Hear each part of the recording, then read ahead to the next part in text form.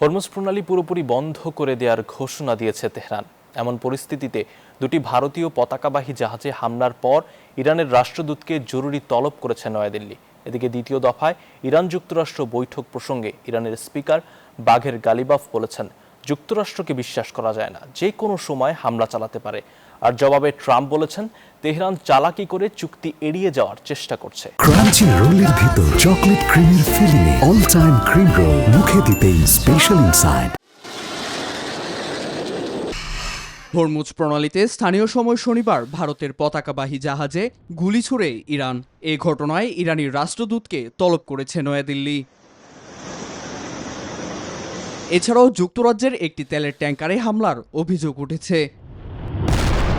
Iran জানায়, Hormuz পুরোপুরি তাদের নিয়ন্ত্রণে। মার্কিন অবরোধের জেরে প্রণালী বন্ধ থাকায় বিধিনিষেধ অমান্য করলে হামলার শিকার হতে হবে।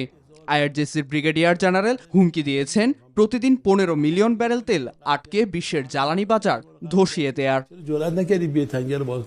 এদিকে যুক্তরাষ্ট্রের উপর আস্থার অভাবে কূটনৈতিক টানাপোড়েনে তেহরান। ফের আগ্রাসনের আশঙ্কায় দেশটির স্পিকার মোহাম্মদ গালিবাফ সাফ জানান, হরমুজে বিধিনিষেধ থাকবে।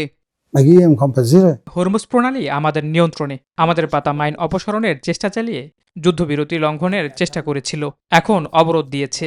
এমন পদক্ষেপ নিলে আমরা আঘাত হানব।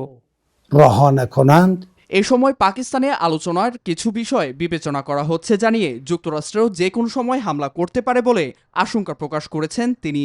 বলেন, কূটনীতি পশ্চিমাদের সাজানো নাটক। তবে দ্বিতীয় দফা আলোচনা হলে লেবাননকেও যুক্ত করার শর্ত রাখেন তিনি। এদিকে হরমুজ বন্ধের খবর ঘুম কেড়ে নিয়েছে মার্কিন প্রেসিডেন্ট ডোনাল্ড ট্রাম্পের। রাতেই হোয়াইট হাউসে বসেন জরুরি বৈঠকে। আলোচনা চলছে, তবে সামরিক সামর্থ্য কমে এসেছে। ফের সংঘাত মানে ইরান নিশ্চিহ্ন। হরমুজ বন্ধ করে তারা আমাদের কোণঠাসা করতে চাইছে।